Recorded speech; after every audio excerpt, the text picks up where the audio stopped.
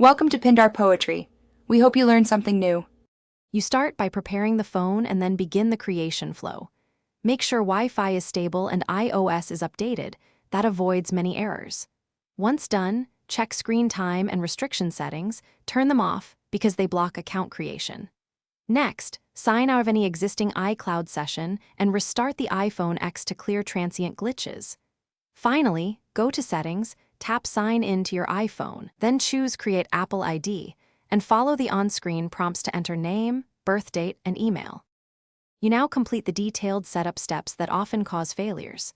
When creating the password, pick a unique, strong passphrase and enable two-factor authentication so verification codes work reliably.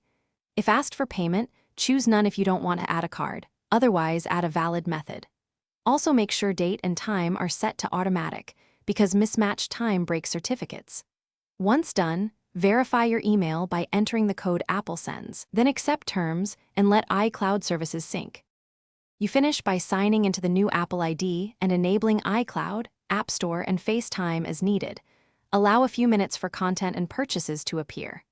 Once done, verify that purchases, subscriptions, and backups are accessible. If something goes wrong, try resetting network settings or switching networks and reboot the phone. As a last resort, use a Mac or PC with iTunes to create or manage the Apple ID, or contact Apple support. Explain the exact error and steps you. Thanks for watching. Consider subscribing if we helped you.